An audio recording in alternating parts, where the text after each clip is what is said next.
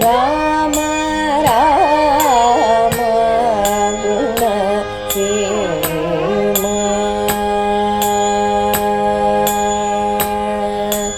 ರಾಮ ರಾಮ ಗುಣ ಸೇಮ. ಶ್ರೀಮತೆ ರಾಮಾನುಜಾಯ ನಮಃ. ಲೋಕಾಭಿರಾಮಂ ರಣರಂಗಧೀರಂ ರಾಜೀವನೇತ್ರಂ ರಘುವಂಶನಾಥಂ ಕಾರುಣ್ಯರೂಪಂ ಕರುಣಾಕರಂತಂ ಶ್ರೀರಾಮಚಂದ್ರಂ ಶರಣಂ ಪ್ರಪದ್ಯೆ. ಕೂಜಂತಂ ರಾಮ ರಾಮೇತಿ ಮಧುರಂ ಮಧುರಾಕ್ಷರಂ ಆರುಹ್ಯ ಕವಿತಾಶಾಖಾಂ ವಂದೇ ವಾಲ್ಮೀಕಿಕೋಕಿಲಂ. ತಸ್ಮೈ ರಾಮಾನುಜಾರ್ಯಾಯ ನಮಃ ಪರಮಯೋಗಿನೇ ಯಶ್ ಶ್ರುತಿಸ್ಮೃತಿಸೂತ್ರಾಣಾಂ ಅಂತರ್ಜಲಮಶೀಷಮತ್. ನಿನ್ನೆಯ ದಿವಸ ಆ ಶಿವಧನಸ್ಸನ್ನು ಮುರಿದಂತಹ ರಾಮ ಎಲ್ಲರನ್ನ ನಿಬ್ಬೆರಗೊಳಿಸಿದ. ಮಂದಹಾಸವನ್ನು ಸೂಸುತ್ತಾ ಅವನು ನಿಂತಿದ್ದಂತಹ ಭಂಗಿಯನ್ನು ಎಲ್ಲರೂ ನೋಡಿ ಆನಂದಪಟ್ಟರು.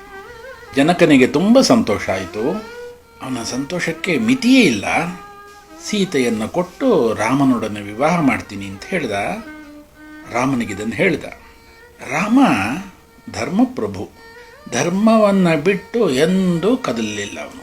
ಅದಕ್ಕೆ ಮುಂದೆ ಬರುತ್ತೆ ಮಾರೀಚ ಹೇಳುವಂಥ ಮಾತು, ರಾಮೋ ವಿಗ್ರಹವಾನ್ ಧರ್ಮ ಅಂತ. ಧರ್ಮಕ್ಕೆ ಪ್ರತೀಕ.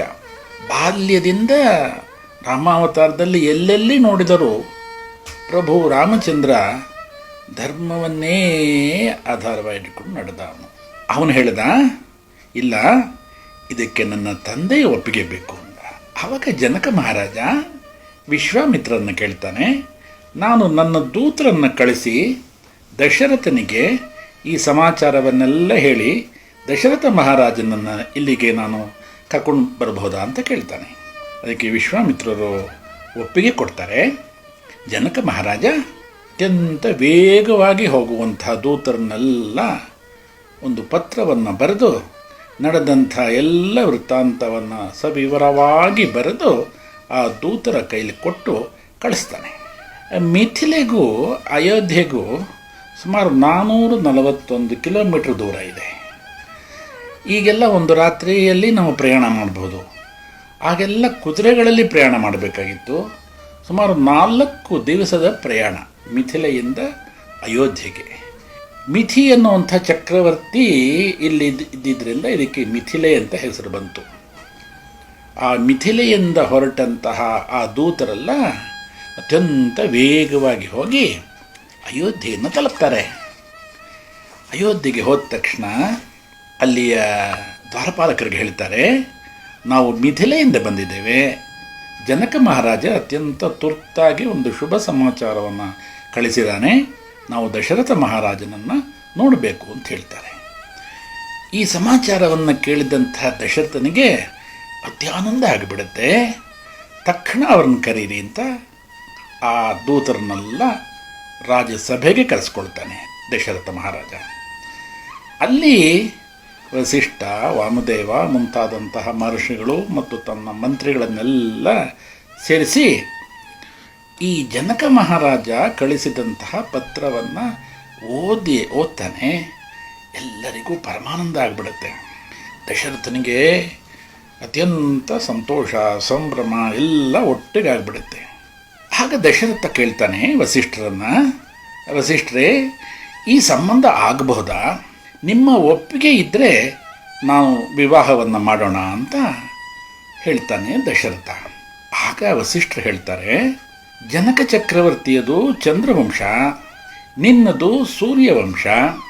ಸೂರ್ಯ ಚಂದ್ರ ವಂಶಗಳೆರಡೂ ಬಾಂಧವ್ಯದ ಬೆಸುಗೆಯಲ್ಲಿ ಬೆಸೆಯುವುದು ಹೇಗಿರುತ್ತೆ ಅಂದರೆ ಹಾಲು ಜೇನು ಒಂದುಗೂಡಿದಂತೆ. ಇದರಲ್ಲಿ ಸಂಶಯ ಇಲ್ಲ. ಖಂಡಿತ ನಾವು ಈ ವಿವಾಹವನ್ನು ಮಾಡೋಣ ಅಂತ ವಸಿಷ್ಠರು ಹೇಳ್ತಾರೆ. ಪ್ರಸಂಗಾತ್ ನನಗೆ ಒಂದು ನೆನಪಾಗ್ತಾ ಇದೆ. ಸದಾ ಈ ಶ್ಲೋಕದ ನೆನಪು ನನಗೆ ಪದೇ ಪದೇ ಆಗುತ್ತೆ. ನಮ್ಮ ಯದುಗಿರಿ ಯತಿರಾಜ ಮಠದಲ್ಲಿ 39ನೇ ಪೀಠಾಧಿಪತಿಗಳಾಗಿ ಅಲಂಕರಿಸಿದ್ದಂತಹ ಹೂವೆ ರಾಮಾನುಷಮುನಿ ಜಿ ಎಸ್ ಸ್ವಾಮಿಯವರು ವಾನಮಾಲಯ ಮಠದ ಶಿಷ್ಯರು. ಅವರು ನಮ್ಮ ಮಠದ ಪೀಠಾಧಿಪತಿಗಳಾದರು. ಅವರು ಅವರ ಆಚಾರ್ಯರಾದಂತಹ ವಾನಮಾವಲೇಜಿಯರನ್ನು ದರ್ಶನ ಮಾಡಲಿಕ್ಕೆ ಎಲ್ಲರ ಜೊತೆ ಅಲ್ಲಿಗೆ ಹೋದರು. ಅಲ್ಲಿ ಹೋದಾಗ ಆ ಹಿರಿಯ ಯತಿವರ್ಯರಿಗೆ ಎರಡು ಕಣ್ಣು ಕಾಣಿಸ್ತಾ ಇರಲಿಲ್ಲ. ನಮ್ಮ ಜಿ ಎಲ್ ಸ್ವಾಮಿಗಳು ಹೋದಾಗ ನೀವು ಹತ್ತಿರಕ್ಕೆ ಬನ್ನಿ ಅಂತ ಕರೆದ್ರು. ಹತ್ತಿರಕ್ಕೆ ಕರೆದ್ರು. ನಿಮ್ಮ ತ್ರಿದಂಡವನ್ನು ನನ್ನ ಹತ್ತಿರ ನನಗೆ ಇಡಿ ಅಂದರು. ಆ ತ್ರಿದಂಡವನ್ನು ಮೇಲಿನಿಂದ ಕೆಳಗಡೆವರೆಗೆ ಸ್ಪರ್ಶ ಮಾಡಿ ಕಣ್ಣಿಗೆ ಹೊತ್ಕೊಂಡ್ರು. ಅತ್ಯಂತ ಹೃದಯ ಸ್ಪರ್ಶಿಯಾದಂತಹ ಸಂದರ್ಭ ಇದು. ನಮ್ಮ ಶ್ರೀಮಠದ ಶ್ರೀಕಾರ್ಯರಾಗಿದ್ದಂತಹ ಉವೆ ಐಷಾಮಿ ನರಸಿಂಹಯ್ಯಂಗಾರ ಸ್ವಾಮಿಗಳು ಜೊತೆಯಲ್ಲಿ ಹೋಗಿದ್ದರು.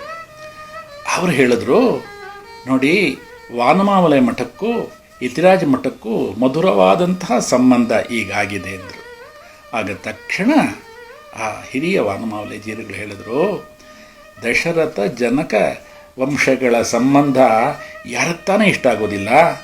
ಚಂದ್ರವಂಶ ಸೂರ್ಯವಂಶಗಳು ಹೇಗೆ ಒಂದುಗೂಡಿದ್ವೋ ಹಾಗೆ ವಾನಮಾವಲೆ ಮಠವು ಯತಿರಾಜ ಮಠವು ಒಂದಾಗಿದ್ದು ಎಲ್ಲರಿಗೂ ಆನಂದ ತಂದಿದೆ ಅಂತ ಆ ಹಿರಿಯ ಯತಿವರಿಯರು ಈ ಶ್ಲೋಕವನ್ನು ಉದ್ಧರಿಸಿ ಹೇಳಿದರು. ನನಗೆ ಆವತ್ತಿನಿಂದ ಇದೇ ನೆನಪಾಯಿತು. ಪ್ರಸಂಗಾತ್ ಈ ಸಂಗತಿಯನ್ನು ಇಲ್ಲಿ ಉಲ್ಲೇಖ ಮಾಡಿದೆ. ದಶರಥನಿಗೆ ಅತ್ಯಂತ ಸಂತೋಷ ಆಯಿತು. ಅವನು ತನ್ನ ಮಂತ್ರಿಗಳಿಗೆಲ್ಲ ಹೇಳಿದ, ಪ್ರಯಾಣಕ್ಕೆಲ್ಲ ಸಿದ್ಧತೆ ಮಾಡ್ಕೊಳ್ಳಿ, ಬೊಕ್ಕಸದಿಂದ ಧಾರಾಳವಾಗಿ ಹಣವನ್ನು ತೆಗೆದುಕೊಳ್ಳಿ, ಎಲ್ಲರನ್ನೂ ಸೇರಿಸಿ ಭರತ ಶತ್ರುಘ್ನರನ್ನು ಕರೀರಿ, ಪುರೋಹಿತರನ್ನು ಕರೀರಿ, ವಿದ್ವಜ್ಜನರನ್ನು ಕರೀರಿ, ಪ್ರಜೆಗಳಿಗೆ ಹೇಳಿ ಈ ಮಹಾ ಉತ್ಸವಕ್ಕೆ, ವಿವಾಹ ಮಹೋತ್ಸವಕ್ಕೆ ಮಹಾಸೈನ್ಯ ಇಲ್ಲಿಂದ ಹೋಗಲಿ, ಎಲ್ಲದನ್ನು ಸಿದ್ಧಪಡಿಸ್ಕೊಳ್ಳಿ ಅಂತ ಹೇಳಿ ಕೌಸಲ್ಯ, ಸುಮಿತ್ರ, ಕೈಕೇಯಿರನ್ನೆಲ್ಲ ವೈಯಕ್ತಿಕವಾಗಿ ಅವರೆಲ್ಲರಿಗೂ ಹೇಳಿ ಅವನು ಮಿಥಿಲೆಗೆ ಪ್ರಯಾಣಕ್ಕೆ ಸಿದ್ಧನಾಗ್ತಾನೆ. ಮಿಥಿಲೆಯನ್ನು 4-5 ದಿವಸದಲ್ಲಿ ಅವರು ತಲುಪುತ್ತಾರೆ. ಮಿಥಿಲೆಗೆ ದಶರಥ ಬಂದಿದ್ದು, ಅವನ ಕುಲಪುರೋಹಿತರು ಬಂದಿದ್ದು, ಮಂತ್ರವರಿಯರು ಬಂದಿದ್ದು, ರಾಣಿಯರೆಲ್ಲ ಬಂದಿದ್ದು, ಈ ಎಲ್ಲ ಸಂಗತಿಗಳನ್ನು ಕೇಳಿದಂತಹ ಜನಕನಿಗೆ ಅತಿ ಆನಂದ ಆಗುತ್ತೆ. ಅವ್ರನ್ನೆಲ್ಲ ಹಾರ್ದಿಕವಾಗಿ ಸ್ವಾಗತಿಸ್ತಾನೆ. ವಿಶಿಷ್ಟ ರೀತಿಯಲ್ಲಿ ಅವರೆಲ್ಲರಿಗೂ ಸ್ವಾಗತವನ್ನು ಕೊಡ್ತಾನೆ. ಅವರೆಲ್ಲರಿಗೆ ಯೋಗ್ಯವಾದಂತಹ ವಸತಿ ವ್ಯವಸ್ಥೆಯನ್ನು ಮಾಡಿರ್ತಾನೆ. ಅಂದು ರಾತ್ರಿ ಅವರೆಲ್ಲ ಅಲ್ಲಿ ವಿಶ್ರಮಿಸಿಕೊಳ್ತಾರೆ. ನಾಳೆ ನಾವು ಆ ಸೀತಾ ಕಲ್ಯಾಣದ ರಾಮಸೀತಾ ಕಲ್ಯಾಣವನ್ನು ನಾವು ಅನುಭವಿಸೋಣ. ಇವತ್ತಿಗೆ ಈ ರಾಮಕಥೆ, ನಾಳೆ ಮುಂದಿನ ರಾಮಕಥೆಯನ್ನು ಕೇಳೋಣ. ಈ ರಾಮಕಥೆ, ಶುಭೋದಯ, ರಾಮೋದಯ ಪ್ರತಿನಿತ್ಯ ನಮ್ಮಲ್ಲಿ ಬರುವಂತಹ ಭಕ್ತರು, ಶಿಷ್ಯರು ಅತ್ಯಂತ ಆನಂದ ಪಡ್ತಾ ಇದ್ದಾರೆ. ಅನೇಕ ಸಮಾಚಾರಗಳೆಲ್ಲ ನಮಗೆ ಬರ್ತಾ ಇದೆ. ಇವತ್ತೊಬ್ಬರು ಒಂದು ಮೆಸೇಜ್ ಕಳಿಸಿದ್ದಾರೆ. ಅದರಲ್ಲಿ ಅವ್ರು ಹೇಳ್ತಾ ಇದ್ದಾರೆ, ನನಗೆ ನನ್ನ ಚಿಕ್ಕ ಬಾಲ್ಯದ ನೆನಪಾಗ್ತಾ ಇದೆ. ನನ್ನ ಅಜ್ಜಿ ಈ ರೀತಿ ಕುಳಿಸ್ಕೊಂಡು ರಾಮಕಥೆಯನ್ನು, ಕೃಷ್ಣ ಕಥೆಯನ್ನು ಹೇಳ್ತಾ ಇದ್ದರು. ಇವಾಗ ನಾನು ಈ ರಾಮಕಥೆಯನ್ನು ಕೇಳಿದಾಗ ನನಗೆ ಬಾಲ್ಯದ ನೆನಪಾಗುತ್ತೆ ಎಂದರು. ನಮ್ಮ ಶ್ರೀಮಠದ 2 ಶಿಷ್ಯರು ಇವತ್ತು ಬಂದು ಬೆಳಗ್ಗೆ ಆದರೆ ನಾವು ಕಾಯ್ತಾ ಇರ್ತೀವಿ ಈ ಶುಭೋದಯವನ್ನು, ರಾಮೋದಯವನ್ನು ಕೇಳೋದಕ್ಕೆ. ಎಷ್ಟೆಷ್ಟು ಒಳ್ಳೊಳ್ಳೆಯ ಚಿತ್ರಗಳನ್ನು ನೀವು ಹಾಕ್ತೀರಿ, ಸುದ್ದಿಗಳನ್ನು ಕೊಡ್ತೀರಿ. ಈ ರಾಮೋದಯ, ಶುಭೋದಯ ನಮ್ಮೆಲ್ಲರಿಗೂ ಆನಂದ ತಂದಿದೆ ಅಂತ ಹೇಳಿದರು. ಇದು ಪ್ರಭು ರಾಮಚಂದ್ರನ ಪರಮ ಕೃಪೆ, ಸ್ವಾಮಿ ರಾಮಾನುಜರ ಅನುಗ್ರಹದಿಂದ ಇದು ನಡೀತಾ ಇದೆ. ನಾಳೆ ನಾಡಿದ್ರಲ್ಲಿ ನಾವೆಲ್ಲ ಆ ವೈಭವೋಪೇತವಾದಂತಹ ಸೀತಾ ಕಲ್ಯಾಣವನ್ನು ಅನುಭವಿಸೋಣ. ಲೋಕ ಸಮಸ್ತ ಸುಖಿನೋ ಭವಂತು. ಶ್ರೀಮತೆ ರಾಮಾನುಜಾಯ ನಮಃ. ಸೀತಾ